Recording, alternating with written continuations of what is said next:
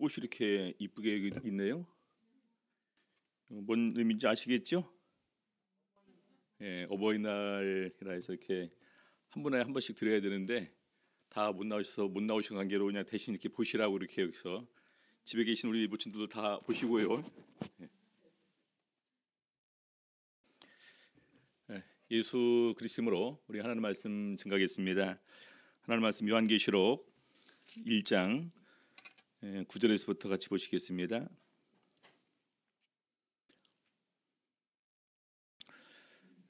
요한계시록 1장 9절에서부터 16절까지 같이 읽겠습니다.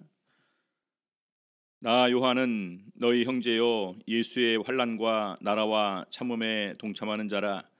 하나님의 말씀과 예수의 증거를 인하여 반모라 하는 섬에 있었더니 주의 날에 내가 성령에 감동하여 내 뒤에서 나는 나팔 소리 같은 큰 음성을 들으니 가로되 너 보는 것을 책에 써서 에베소, 서머나, 보가모, 두아디라, 사데, 빌라델비아, 라우디게아 일곱 교회에 보내라 하시기로 몸을 돌이켜 나더러 말한 음성을 알아보려고 하여 돌이킬 때에 일곱 금 촛대를 보았는데 촛대 사이에 인자 같은 이가 발에 끌리는 옷을 입고 가슴에 금띠를 띠고 그 머리와 털의 희기가 흰 양털 같고 눈 같으며 그의 눈은 불꽃 같고 그의 발은 풀무에 단련한 빛난 주석 같고 그의 음성은 많은 물소리와 같으며 그 오른손에 일곱 별이 있고 그 입에서 좌우에 날선검이 나오고 그 얼굴은 해가 힘있게 비치는 것 같더라. 오늘 이 시간에는 함께 하시는 주님이라는 제목으로 오늘 말씀 가지고 은혜 나누는 시간 갖도록 하시겠습니다. 특별히 오늘 이 본문에 보게 되면은요, 요한 사도가 자신에 대해서 이렇게 증거하는 것이 나오고, 그리고 이상으로 또 이렇게 보여주는 내용을 묘사를 하고 있고, 그리고 그 가운데에서 자신에게 들리는 음성을 이렇게 나눠서 구분을 하고 있습니다. 먼저 우리 9절에서부터 11절까지는 사도 요한이 자신에 관해서 증거하는, 자신이 어떤 사람이고 어떤 상태에 있고 그리고 어떤 상황에서 바로 이런 환상을 보았는지를 먼저 이렇게 밝히고 있습니다.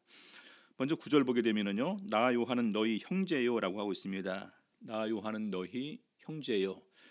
여기에서 이 형제요라는 의미는 그때 당시에 예수 그리스도를 믿고 예수 그리스도를 위해 사는 사람을 바로 이제 그 형제로 또는 그리스도인으로 이렇게 구분해서 불렀습니다.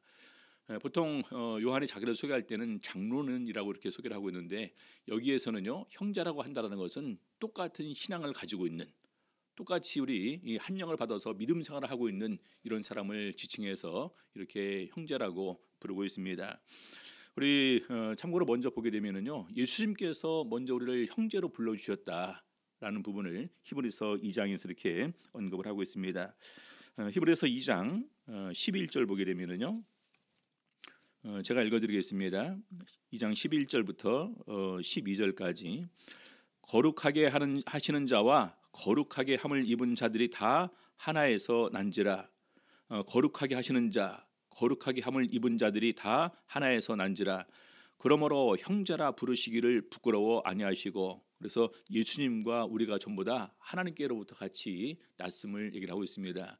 같이 하나님께로부터 났기 때문에 형제라 부끄러워 아니하시고, 이르시되 내가 주의 이름을 내 형제들에게 선포하고 내가 주를 교회 중에서 찬송하리라 하셨으며, 그래서 내가 주의 이름을 내 형제들에게 선포하고, 그래서 이것은 그만큼 우리가 한 믿음 생활을 하는 사람들, 한 영을 받은 이런 형제 자매로서의 설명을 이렇게 하고 있는 것입니다.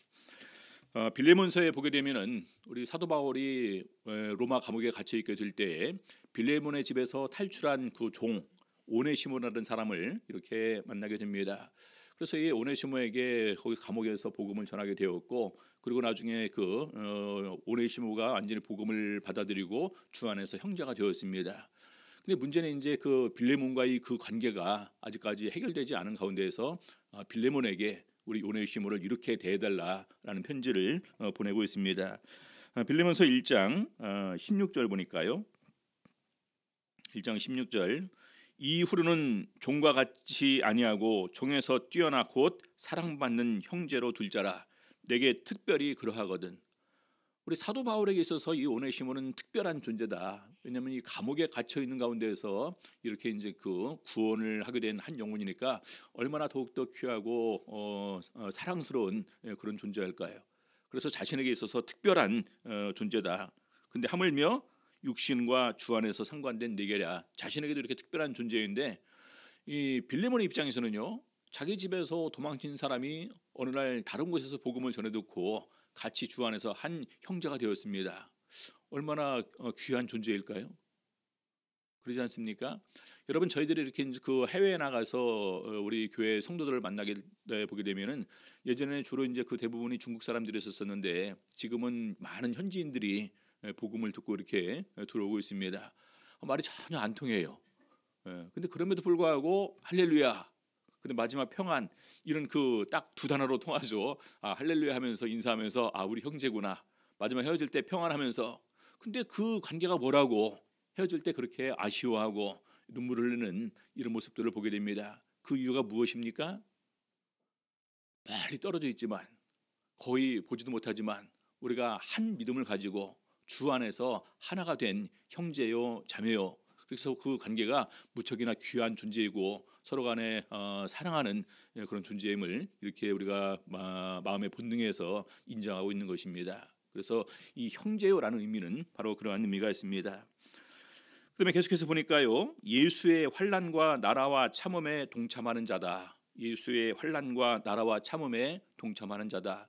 예수님께서 하나님의 아들의 신분으로 이 세상에 오셨습니다.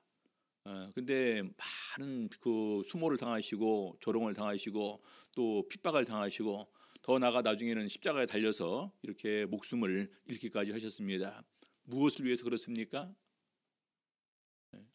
우리를 구원하시기 위해서, 우리를 하나님 나라로 이렇게 인도하시기 위해서, 우리에게 영생을 주기 위해서 그런 이 환난을 다 당하신 것입니다. 그리고 궁극적으로 우리 하나님의 나라 천국이라는 것을 우리에게 소개를 해주셨는데 이 하나님의 나라는 이미 이 세상에서 이루어져 있습니다. 그렇죠? 그리고 또한 그 우리가 물과 성령으로 거듭난 우리를 그 아들의 나라로 옮기셨다. 그렇게 말씀하시고 있고요. 그리고 또한 우리들에게 영원한 생명을 이렇게 약속을 하셨습니다. 그래서 환난과 나라와 참음, 이 모든 것을 위해서 마지막까지 끝까지 인내하시는, 그리고 오직 아버지 하나님의 뜻에 순종하시는 그런 모습을 보여줌을 통해서 이 세상을 향한 우리 하나님의 사랑의 구원의 계획을 몸소 이렇게 완수하고 가셨습니다. 그래서 오늘 이 사도 요한이 예수의 환난과 나라와 참음에 동참한다라는 것은 자기도 예수님께서 그렇게 하셨듯이 그런 환난을 감수하겠다, 하나님 나라를 증거하겠다, 끝까지 인내를 하는 참는 삶을 고수하겠다는 의미로 얘기를 하고 있습니다. 자, 그래서 저희가 예수 그리스도를 믿음을 통해서 많은 사람들이 물론 이제 그 평안과 그다음에 그 행복과 그다음에 많이 복을 받기 위해서 예수 그리스도를 믿으시지만 그럼에도 불구하고 우리 앞에 많은 환난과 핍박과 이런 그 고통이 우리 앞에 있다라는 것입니다. 그래서 우리는 그것을 갖다가 참고 인내하고 오직 하나님 나라를 소망하는 그런 마음으로 우리는 믿음의 승리를 거둘 수가 있어야 되는 것입니다.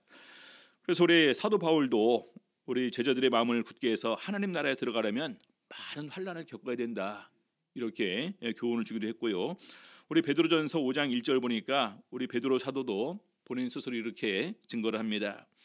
너희 중 장로들에게 권하노니 나는 함께 장로된 자여 그리스도의 고난의 증인이요 나타날 영광과 참여할 자로라. 우리 환난과 나라와 참음에 동참한 이런 결과를 함께 이렇게 얘기를 하고 있는데요.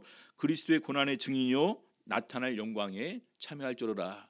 나중에 우리가 끝까지 참고 인내하는 가장 중요한 이유가 여기에 있음을 우리 사도 베드로도 이렇게 밝히고 있습니다. 자, 그다음 보니까요, 하나님의 말씀과 예수의 증거를 위하여. 우리 사도들의 모든 그런 삶의 가장 중요한 그 목적, 또 살아가게 하는 이 원동력은 바로 가장 중요한 이 부분인데 바로 이 하나님의 말씀과 예수의 증거를 끝까지 전하는 삶이 그들이 마지막까지 해야 될 일인 것입니다. 그래서 계속해서 거기에 사로잡혀서 자기 인생을 살았다. 그리고 지금도 반모섬에 갇혀 있는데 반모섬에 갇혀 있는 가운데서도 또 심지어 거기서 계시를 받으면서도 그 계시를 받는 이유도 바로 그것을 받아서 우리에게 하나님을 증거하고 말씀을 증거하고 예수 그리스도를 증거하기 위해서 바로 그런 삶을 아직까지 살고 있다 이렇게 증거를 합니다. 자, 그래서 바로 이것을 위해서 반모라는 섬이 있었다. 예수의 증거를 인해서 나중에 핍박을 받게 되었고 나중에 그것이 이제 감옥에 갇히게 되었는데 나중에 반모라는 섬으로 귀향을 갔다라는 의미로 이해할 수가 있습니다. 이 반모 섬은요 밀레도에서 서남쪽으로 약 60km 정도 떨어진 곳인데 로마와 에베소의 그 교역의 그 중간 지점에 이렇게 위치해 있다고 합니다. 항해에 있어서 굉장히 중요한 곳인데요. 나중에 로마에서는 기독교인들을 핍박하게 될 때 기독교인들을 귀향 보내는 장소로 이 반모섬을 이용했다고 이렇게 알려지고 있고요. 우리 요한 사도 같은 경우도 도미시안 황제의 핍박 시기에 바로 이제 그 94년에 반모섬에 갇히게 되었고 나중에 도미시안 황제 죽음 이후에 여기서 석방되었다라는 이런 그 얘기가 되고 있습니다. 그리고 나중에 이제 에베소로 돌아왔다라고 이렇게 증거를 하고 있습니다. 자, 계속해서 요한계시록 1장 10절 보게 되면은요. 주의 날에 내가 성령에 감동하여 내 뒤에서 나는 나팔 소리와 같은 큰 음성을 들으니 주의 날에 많은 분들이 이걸 갖다가 딱 더 간략하게 해서 주일에 그럽니다. 근데 주일이라는 볼 수 있는 근거가 사실 여기에 거의 없다고 해도 과언이 아니고요. 원래 주의 날에라고 한다면은 주님의 날은 언제냐? 사실 보게 되면 안식일이 사실은 주의 날에 더 가까울 것입니다. 근데 그럼에도 불구하고 이 날을 안식이라고 볼 수는 없고요. 대체로 이 여호와의 날 이런 그 용어가 우리 구약 성경에 많이 나오게 되는데 이 여호와의 날은 하나님의 임재의 날, 하나님의 심판의 날, 하나님께서 진노로 함께 이렇게 그들에게 형벌을 내리는 날을 여호와의 날로 이렇게 묘사를 합니다. 그래서 이것은 바로 우리가 그런 의미에서 이 부분을 이해를 하는 것이 더 타당하다라는 생각을 가지고 있습니다. 자, 그다음에 성령에 감동하여 특별한 이제 그 이상을 보게 됨을 그 다음에 이렇게 설명을 하고 있는데요. 성령 감동과 함께 아울러 제가 이제 굉장히 그 여러 가지 그 사역을 하게 되는데 환상을 보게 되는 경우도 있고요, 이상을 보게 되는 경우도 있고, 특별히 이적과 기사와 능력을 행하는 경우도 있습니다. 그래서 우리 구약 시대는 주로 성령의 감동에서 하나님의 말씀을 받아서 말씀을 선포하는 선지자적인 역할을 담당을 했다면 신약 시대는 성령의 충만한 감동이 있음을 통해서 바로 그들이 이적과 기사를 행하고 또 그런 가운데에서 바로 이제 그 하나님의 놀라운 이런 능력을 체험하는 이런 그 부분을 얘기를 하고 있습니다. 우리 베드로서 먼저 사도행전에 보게 되면은요, 우리 이제 베드로 사도 같은 경우는 고넬료 가정에 가게 될 때 이제 환상을 보기도 하고요. 그리고 성령이 충만한 가운데에서 이제 도르가를 이제 살리기도 하고요. 우리 사도 바울 같은 경우도 고린도서에 보게 되면은 셋째 하늘에까지 이끌려 가게 되는, 거기서 정말 이렇게 사람이 말로 표현할 수 없는 그런 말을 들었음을 우리 사도 바울도 이렇게 증거를 하고 있습니다. 자, 그래서 역시 요한 사도 같은 경우도 성령에 감동하여 내 뒤에서 나는 나팔 소리 같은 큰 음성을 들으니, 나팔 소리입니까? 나팔 소리 같은 입니까? 무슨 악기였을까요? 없어요. 그렇죠. 그래서 이것은 처음 듣는 소리지만 요한 사도가 듣기에 나팔 소리와 굉장히 흡사했다. 무슨 소리인지는 모르겠지만 그래서 그 나팔 소리 같은 큰 음성을 들었다라고 이렇게 증거합니다. 사실 하나님께서 보여주는 환상과 이상 많은 부분들을 보게 되면은요, 우리 인간의 어떤 그런 지금까지 경험하고 체험하고 아는 것으로 설명하기가 참 부족한 부분이 많이 있습니다. 그럼 그럴 때 주로 어떻게 했냐? 뭐뭐 같은이라는 의미로 이렇게 사용을 하게 되는데요. 요한계시록에 같은이라는 그 단어가 계시록에만 70회 나옵니다. 뭐뭐 같은, 뭐뭐 같은. 그래서 하나님께서 요한 사도에게 보여주는 이 환상의 모습이 결과적으로 우리 사람의 지금까지 내가 체험했던 또 경험으로 내가 아는 부분으로 설명하기에는 그래도 뭔가가 부족하다라는 것입니다. 여러분, 우리가 이제 그 좋은 경치를 보게 되면은 다 사진을 찍어서 남기고 싶어 하지 않습니까? 근데 그 사진에 다 남습니까? 예? 아직까지 사진을 다 표현을 못 하지 않습니까? 그렇죠. 그래서 조금 더 이렇게 편하게 우리가 동영상으로 쭉 이렇게 찍어서 이렇게 또 보관을 해두기도 합니다. 근데 그럼에도 불구하고 이런 천지 만물을 우리가 다 눈에 보이는 대로 다 표현할 수가 없습니다. 하물며 우리 눈에 보이는 천지만물도 그럴진데 하나님께서 환상을 통해서 보여주는 이런 하늘에 속한 것들, 영적인 것들을 우리가 온전히 우리 인간의 체험한 이런 경험했던 부분으로 표현하기는 부족하다는 사실을 우리는 인정할 수밖에 없습니다. 그래서 그때 사용했던 것이 뭐뭐 같은입니다. 우리 요한계시록 1장 15절에도 많은 물소리 같은이라는 의미로 이렇게 물소리 같은, 물소리는 아닙니다. 그렇죠? 근데 들어보니까 많은 물소리 같다 이렇게 표현하는 거죠. 그래서 나팔 소리 같은 큰 음성을 들었다라고 이렇게 얘기를 하고 있습니다. 자, 11절 보겠습니다. 가로되 너 보는 것을 책에 써서 에베소, 서머나, 보가모, 두아디라, 사대, 빌라델비아, 라우디게아 7교회에 보내라 하시기로. 음성이 들리면서 너 보는 것을 책에 써서 요 7교회에 보내라. 여기 보니까 책에 쓰라라는 것은 이만큼 이 계시가 중요하다는 것입니다. 그냥 전하면 우리가 전하고 있다가 나중에 이제 그 입으로 전해지다가 나중에 시간이 많이 지나면 어떻게 됩니까? 자연스럽게 잊어버리게 되겠죠. 잊어버리면 자연스럽게 소멸되어 버리겠죠. 근데 책에 쓰라는 것은 남겨두라는 것입니다. 잊어버리지 말라는 거예요. 계속해서 기억하고 있는 가운데에서 이것이 중요하니까 바로 이것을 계속해서 그 후세에 전하라는 의미가 여기에 있는 것입니다. 그래서 이 책에 써서라는 이런 그 단어 그런 그 문구가 우리 요한계시록에 12번 나옵니다. 12번. 자, 그다음에 보니까 이것을 갖다가 7교회에 보내라 하기로 하라는데 왜 7교회일까요?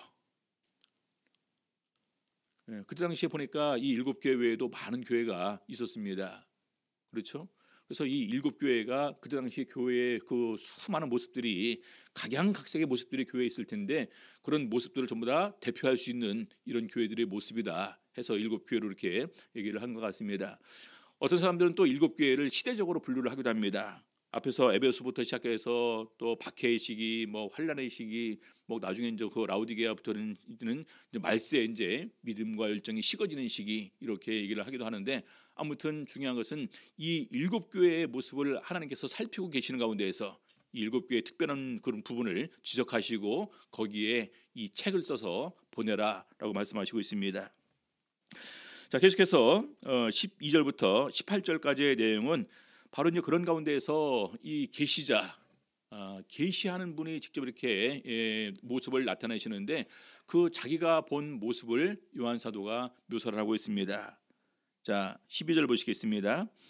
몸을 돌이켜 나더러 말한 음성을 알아보려고 하여 돌이킬 때에 7 금촛대를 보았는데 제일 먼저 그런 음성이 뒤에서 들렸습니다. 그래서 누가 나에게 이런 말을 할까 해서 이렇게 돌이켜서 봤는데 돌아보니까 제일 먼저 보이는 것이 뭡니까?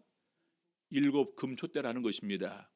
이 7 금촛대가 뭐냐면은 나중에 이제 뒤에서 20절에 해석이 나오는데 7교회입니다. 7교회. 7 금촛대가 있는데 13절 촛대 사이에 인자 같은 이가 발에 끌리는 옷을 입고 가슴에 금띠를 띠고. 자, 촛대가 7 촛대가 있는데 촛대 사이에 인자 같은 이가 이렇게 거기에 다니시고 계십니다. 인자 같은 이. 요한 사도는요 예수 그리스도의 그 이 땅에 오셨을 때 모습을 본 제자입니다. 그렇죠? 근데 그 모습이 제대로 안 보인다는 의미예요. 왜냐면 그냥 정확하게 모습이 보였고 예수님이었다면은 인자 같은 이라고 표현 안 했을 것입니다. 예수님께서 보좌에 앉으셔서 예수님께서 촛대 사이를 거니시면서 이렇게 얘기를 할 것입니다. 아무튼 이 자체가 너무나 밝고 그래서 너무나 하얗고 너무나 밝고 그래서 명확하게 그 형상에 보이지 않는 것입니다. 그래서 그냥 예수님이라고 확정할 수는 없고 또 그렇다고 해서 그냥 하나님이다라고 그렇게 할 수 있는 그런 상황도 아닌 것 같고 그러니까 가장 적절한 가운데에서 인자 같은 이로 이렇게 표현하고 있습니다. 자, 그럼 이 인자를 우리 성경에서는 누구로 묘사하고 있는가? 사실은 이 인자를 예수 그리스도로 성경에서는 묘사를 하고 있습니다. 먼저 다니엘서 7장 13절 제일 처음에 다니엘이라는 사람에게 이제 그 인자 같은 이의 형상을 보여주고 있는데요. 7장 13절입니다.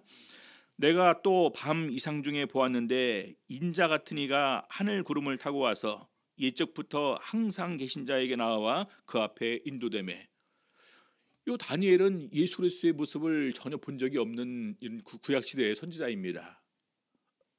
근데 자기가 보면서 어떻게 그 보는 존재를 갖다가 인자 같은 이라고 묘사를 했을까? 어. 나중에 이제 우리 신약 시대에 비로소 인자라는 용어를 쓰게 되는데 예수님께서 자신을 지칭하실 때 인자라는 호칭을 이렇게 사용을 하십니다. 요한복음 1장 51절 보시겠습니다. 요한복음 1장 51절.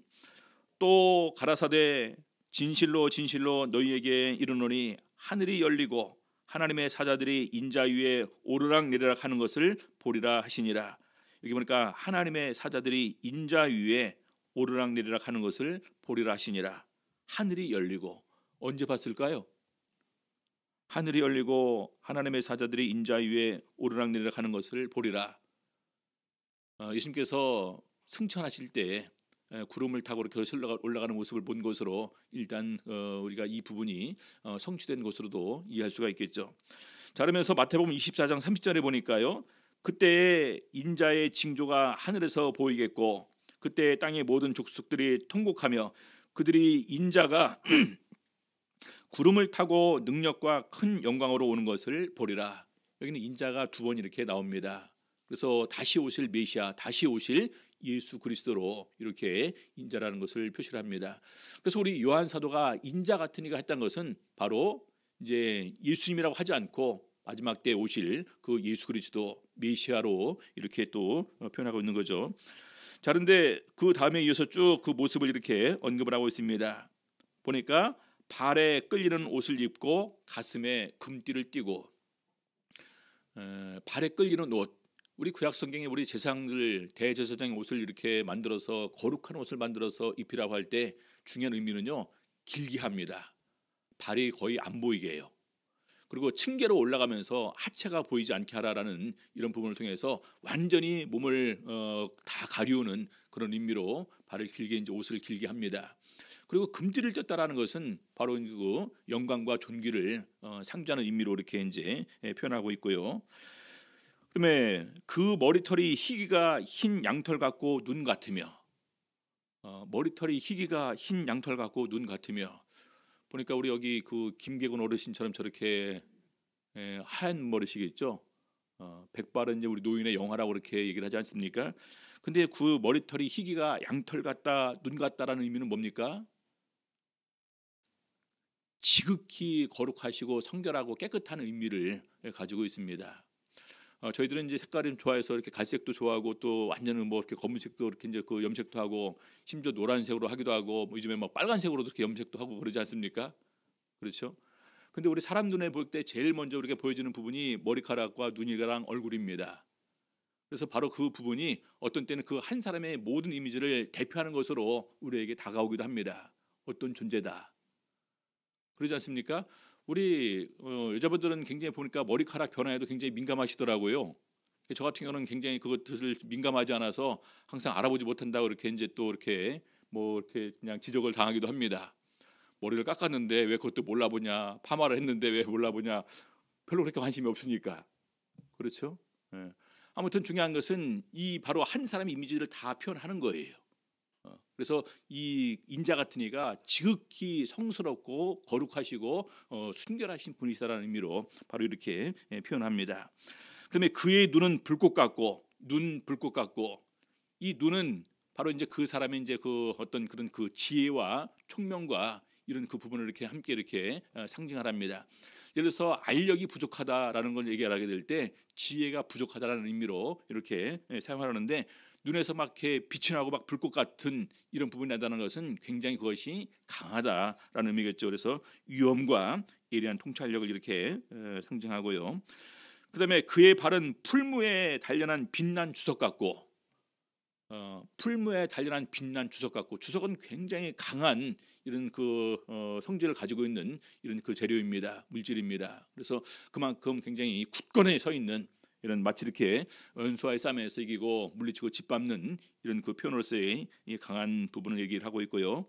그다음에 그의 음성은 많은 물소리와 같으며 음성은 많은 물소리와 같다. 많은 물소리가 정도 되려면 어느 정도나 될까요? 그래서 가만히 생각해 보니까 이 정도의 음성을 들으려면은 저기 거제도 근데 제주도 같은 데 갔을 때 정방폭포에서 떨어지는 그 물소리 정도는 될까? 예. 아니면 우리 이제 그 중국에 굉장히 거대한 댐들이 많이 있는데 그 댐에서 수문을 열어놨을 때 그 떨어지는 그런 소리, 굉장히 위험차고 웅장한 이런 소리를 이렇게 말하고 있는 것입니다. 그래서 어떻게 보면 그 자꾸 희미하게 들려오는 곳이 아니라 굉장히 힘있고 위험 있게 이 소리가 들리는데, 그래서 그 소리를 갖다가 많은 물소리와 같다 이렇게 묘사를 하고 있습니다. 자, 그러면서 16절 여기까지 15절까지 이 부분이 이제 그 내게 보여지는 인자 같은 사람의 모습을 이렇게 묘사하고 있는 거고요. 16절 보니까요, 그 오른손에 7별이 있고, 우리 보통 성경에서 오른손이라는 것은 능력과 권세를 상징합니다. 근데 그 오른손에 7별이 있다라는 거예요. 오른손에 어떤 면은 잡고 있다는 의미도 있지만 이 7별은 아까 뭐라고 말하고 있습니까?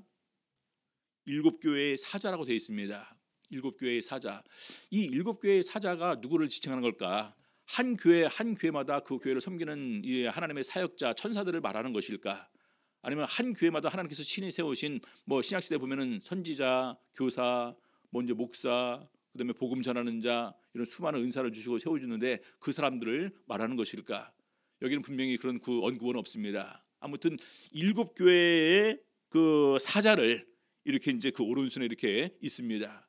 그래서 그 의미는 뭐냐면 예수님께서 자신의 권세를 그 7교회 7별에게 이렇게 위임하는 가운데에서 그들로 하여금 7교회를 돌아보게 했다. 왜냐하면 예수님께서도 제자들을 파송하면서 하늘과 땅의 모든 권세를 나에게 주셨으니 그러므로 너희는 가서, 이 부분은 뭐냐면요, 하늘과 땅의 모든 권세를 나에게 주셨으니까 나도 이 권세를 너희들에게 위임해 주겠다. 그래서 가서 너희도 이 권세와 이 능력을 행하는 가운데에서 이 복음을 전할 것을 이렇게 제자들에게 명하셨습니다. 그래서 아시는 바와 같이 우리 성경에 보여지는 베드로 사도와 바울 사도가 수많은 이적과 기사를 함께 행하는 가운데에서 이 복음을 전했음을 증거를 하고 있습니다. 그래서 오른손에 7별이 있고 하나님께서 특별히 권세와 권능으로 그 교회에 함께 하신다라는 의미입니다. 지금도 하나님께서 친히 세우신 교회에 함께 능력으로 역사하실 것입니다. 자, 그 입에서 좌우의 날선 검이 나오고, 입에서 좌우의 날선 검, 말 자체로 이렇게 입에서 이 검이 튀어나다고 생각한다면 얼마나 이것이 그 두려운 모습일까요? 근데 그것은 바로 이 검은 뭘 의미하느냐? 바로 그리스도의 심판과 함께 나타나는 하나님의 영적 싸움의 도구인 말씀을 의미하는 것입니다. 우리 에베소 6장 17절 보시겠습니다. 에베소 6장 17절. 에베소 6장 17절. 구원의 투구와 성령의 검 곧 하나님의 말씀을 가지라. 구원의 투구와 성령의 검. 성령의 검이 뭡니까? 성령의 검 곧 하나님의 말씀. 검은 상대를 찌르고 물리칠 때 사용하는 이런 그 무기입니다. 그래서 결과적으로 우리가 영적 싸움을 하게 될 때 가장 중요한 무기 중에 하나가 바로 검인데, 그 검이 뭘 의미하냐? 하나님의 말씀이라는 거예요. 그래서 우리 요한계시록의 2장 또 요한계시록 19장에 보게 되면 결과적으로 하나님의 말씀으로 그들을 물리치시고 하나님의 말씀으로 그들을 죽이시고 하나님의 말씀으로 영적 싸움을 싸울 것을 그 다음에 이렇게 묘사를 하고 있습니다. 우리 참고로 요한계시록 19장 15절 보시겠습니다.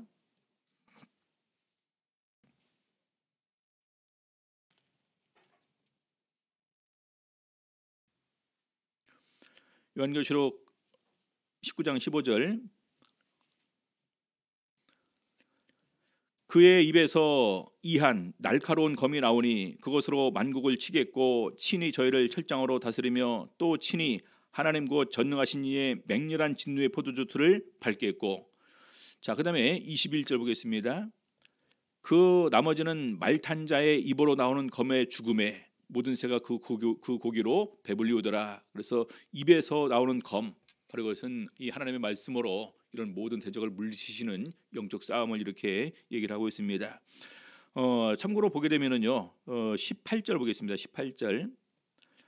또 그가 피 뿌린 옷을 입었는데 그 이름은 하나님의 말씀이라 칭하더라. 그래서 여기 왜 하늘이 열리면서 백마와 탄자가 있는데 바로 그 사람이 이제 이렇게 그 싸우는 모습을 묘사를 하고 있습니다. 신이 하나님께서 만왕의 왕, 만주의 주가 되셔서 우리 앞에 나가서 대장처럼 이렇게 싸우시는 모습을 묘사하고 있는데, 결과적으로 입에서 나오는 검으로 모든 것을 물리칠 것인데 바로 이것은 하나님의 말씀인 것입니다. 자, 다시 돌아와서요. 요한계시록 1장 16절, 그 얼굴은 해가 힘있게 비추는 것 같더라. 그 얼굴은 해가 힘있게 비추는 것 같더라. 얼굴이 얼마나 밝은지 해가 힘있게 비추는 것 같더라. 여러분, 해가 가장 강하게 내려질 때가 언제입니까? 한 12시라고 그러지 않습니까? 12시에 우리가 해를 정면으로 바라보면 얼마나 오래 바라볼 수 있을까요? 바로 그럴 정도로 얼굴이 해가 힘있게 비치는 것 같더라. 그럼 얼굴 모습을 볼 수 있어요, 없어요? 볼 수가 없습니다. 그러니까 그런 상황에서 요한 사도가 표현할 수 있는 부분은 얼굴은 해가 힘있게 비치는 것 같더라, 이렇게 묘사를 하고 있습니다. 실제적으로 요한 사도 같은 경우는 마태복음 17장에 예수님께서 높은 산에 올라가서 변화되셨을 때 얼굴이 해같이 빛나며 옷과 빛이 휘어진 예수 그리스도의 모습을 잠깐 이렇게 목격을 하기도 했었습니다. 근데 이것은 그것과 비교가 되지 않을 정도로 해가 힘있게 비추는, 굉장히 강하게 내리쬐는 이런 빛과 같은 모습으로 이렇게 묘사를 하고 있습니다. 그래서 예수님 그 자체에서, 인자 같은 이 자체에서 영광의 빛이 이렇게 비침을 통해서 우리가 바라보지 못한다라는 것입니다. 우리 구약 성경에 모세가 시내산에 올라가서 말씀 받고 내려올 때도 얼굴에서 빛이 비쳤어요. 그러니까 감히 이스라엘 백성들이 두려워서 그 얼굴을 못 보니까 모세가 수건을 갖추어서 얼굴을 가리웠다라고 하고 있는데, 하물며 가리지 않은 상태에서 굉장히 강한 빛이 비치는데 어떻게 우리가 그 사물을 올바로 이렇게 판단할 수가 있을까요? 그래서 그 계시자의 이런 모습들을 갖다 거의 다 뭐뭐 같은이라고 표현하는 이유가 바로 여기에 있음을 알 수가 있습니다. 자, 17절부터 계속해서 보겠습니다. 내가 볼 때에 그 발 아래 엎드러져 죽은 자 같이 되매.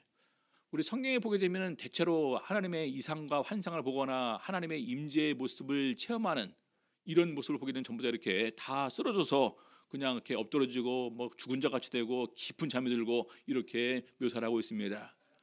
피조물은 우리 보잘것없고 미천한 우리 존재가 감히 하나님의 영광을 우리가 직접적으로 대면해서 볼 수 없고 그 앞에 서 있을 수가 없다라는 것입니다. 그래서 자연스럽게 이렇게 엎드려져서 죽은 자 같이 되었음을 얘기를 하고 있습니다.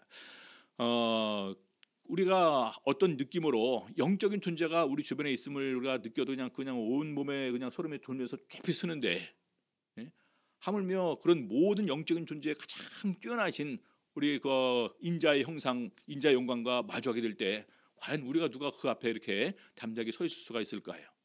그래서 이 자연스럽게 엎드려져서 죽은 자 같이 되었음을 얘기를 하고 있습니다. 자, 그러니까요, 그가 오른손을 내게 얹고 가라사대, 오른손을 갖다가 딱 이렇게 이제 그 몸에 얹고, 우리 구약성에 보게 되면은 천사가 어루만져 준 사람이 있죠. 누군지 아시죠? 다니엘. 그렇죠. 다니엘도 이렇게 천사가 와서 어루만져 주면서 또 입술을 만져서 또 말도 하도록 해주고 이렇게 힘 빠진 다니엘이 함께 하셨는데, 역시 이때도 바로 그 오른손을 내게 얹고 가라사대 두려워 말라, 나는 처음이요 나중이니. 처음부터 시작해서 영원이라는 존재에서 쭉 지금까지 마지막까지 영원히 존재하시는 분으로 당신을 소개를 하고 있습니다. 계속해서 이 가운데서 자신의 계획과 섭리대로 지금까지 이런 모든 것을 다스려오고 또 주관하심을 이렇게 알려주고 있는 것입니다. 그래서 두려워 말라. 그러면서 18절, 곧 산자라, 나는 살아있는 자라, 내가 전에 죽었었노라. 자, 그 계시자가 직접 자신에 대해서 이렇게 증거하시는 것입니다. 나는 처음이요 나중이니 곧 산자라, 영원히 살아있는 존재라는 의미입니다. 영원히 살아있는 존재라. 내가 전에 죽었었노라. 그럼 누구를 말하는 걸까요? 내가 전에 죽었었노라, 예수 그리스도죠. 이 세상에 오셔서 육신의 몸을 가지고 하나님의 아들의 신분으로 오셨지만 인류의 모든 죄를 대신해서 대신 십자가에 달려서 돌아가셨던 바로 그 예수로 자신을 묘사하고 있는 것입니다. 내가 전에 죽었었노라, 볼지어다 이제 세세토록 살아있어 사망과 음부의 죄를 가졌느니. 이제 세세토록 살아있어. 예수님께서 십자가를 통해서 죽으시고 나중에 또 거기서 부활하심으로 말미암아 우리들에게 참된 것을 증거하셨습니다. 그리고 살아나신 이후에는 이제는 세세토록 살아있어 영원히 죽지 않은 가운데서 영생하시는 하나님으로서의 자신을 이렇게 소개해주고 있는 것입니다. 이제 세세토록 살아있어. 근데 음부와 사망과 음부의 열쇠를 가졌다. 사망의 권세를 물리치시고 이제는 음부의 문을 열고 닫을 수 있는 이런 권세를 함께 받으셔서 본인이 바로 심판의 주이심을 이렇게 묘사하고 있는 것입니다. 그래서 이 심판하는 권세를 아버지께서 아들에게 다 맡기셨다라고도 이미 이제 그 요한복음을 통해서 증거를 하셨습니다. 자, 그래서 이 부분을 통해서 이제는 그 예수님께서 바로 이런 모든 것에 이 권세를 가졌음을 친히 이렇게 증거를 하십니다. 자, 마지막 1장 19절 20절에 이제 계시자의 명령과 거기에 대한 해석을 이렇게 얘기를 해줍니다. 19절 보겠습니다. 그러므로 네 본 것과 이제 있는 일과 장차 될 일을 기록하라. 우리가 이 부분을 가지고 요한계시록을 구분합니다. 네 본 것 앞에 있는 말씀들입니다. 여기까지 이제 그 19절까지 1장 1절부터 19절까지가 네 본 것 이 부분을 이제 기록하는 것이고요. 이제 있는 일은 바로 일곱 교회에 편지를 써서 보내면서 에베소 교회부터 시작해서 라우디가 교회까지 그 교회의 모습을 묘사를 하고 있는데 그것이 이제 있는 일. 그다음에 장차 될 일. 요한계시록 4장부터 시작돼서 마지막 22장까지 있는 바로 이런 모든 것이 완성되는 것까지 있는 장차 될 일을 기록하라 이렇게 얘기를 하고 있습니다. 자, 그래서 우리가 3등분 하죠. 1장까지는 이제 그 이전 것 있었던 일, 그다음에 2, 3장은 현재 있는 일, 4장부터는 장차 있을 일 이렇게 구분합니다. 자, 그러면서 20절에 해석을 해줍니다. 네 본 것은 내 오른손의 7별의 비밀과 7 금촛대라. 다른 거 다 많이 보고서 묘사를 했지만 중요한 것은 두 가지라는 것입니다. 7별과 7 금촛대라는 거예요. 7별과 7 금촛대. 7별은 7교회의 사자. 누굽니까? 천사일까요? 하나님의 사자일까요? 아니면 우리 교회의 지도자들을 말하는 걸까요? 두 개 다 이렇게 우리가 해석적인 부분에서 적용할 수가 있습니다. 자, 7촛대는 바로 7교회니라. 그래서 7교회에 바로 예수님께서 특별히 본 것을 다 기록해서 그 교회에 전하라고 얘기를 하고 있습니다. 그래서 이것을 통해서 우리가 중요한 것을 알 수가 있습니다. 여러분, 교회는 누가 세우신 것입니까? 그렇죠? 예수님께서 이 반석 위에 내 교회를 세우리니. 교회 누가 세우셨습니까? 예수님께서 친히 세우셨습니다. 그렇죠? 이 교회를 누가 주관하십니까? 교회를 주관하는 7별의 사자가 누구 손에 있습니까? 예수님께 있습니다. 이 교회를 주관하시는 분은 예수님이시다. 그렇죠? 또 이 주관하시는 예수님께서 어디 계십니까? 7교회 사이를 다니셔요. 7 금촛대 사이를 다니십니다. 그렇죠? 교회에 예수님께서 친히 이렇게 다니십니다. 왜 다니실까요? 사랑하시기 때문에, 믿음에 더욱더 굳게 서기 위해서, 격려해 주시기 위해서, 그럼 잘못된 것 책망하시고 고치게 하기 위해서. 그래서 나중에 우리가 7교회의 모습을 보게 되면요, 먼저 그들을 칭찬하는 내용도 나오고, 그들을 잘못하는 내용도 나오고, 회개를 촉구하는 내용도 나오고, 믿음의 승리를 거두었을 때 그들이 받을 상을 함께 이렇게 제시를 해주는 것을 보게 됩니다. 여러분, 그만큼 교회가 귀하고 소중한 존재라는 것입니다. 그렇죠? 이 교회가 무엇입니까? 우리 모임이죠. 특별히 이 세상에서 구별된 우리 모임이 바로 교회입니다. 그래서 우리가 하나님 앞에 모여서 함께 찬양과 영광과 감사를 드리는 것은 너무나 중요한 것이다 라는 생각을 하시는 가운데에서 우리가 이 교회에 모이는 부분을 절대로 소홀히 해서는 안 되겠다라는 생각을 우리는 더욱더 이렇게 가져야 됩니다. 예수님께서 마지막 계시록을 통해서 주는 계시에서 보니까 이 교회가 그만큼 중요하다는 것입니다.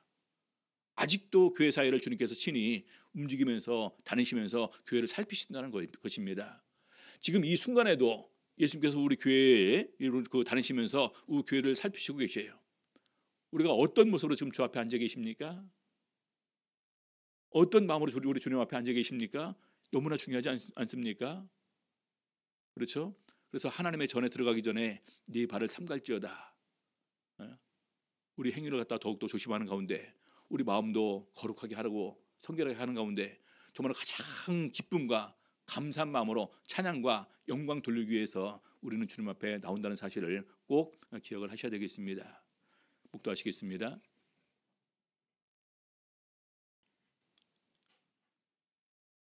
할렐루야. 아멘.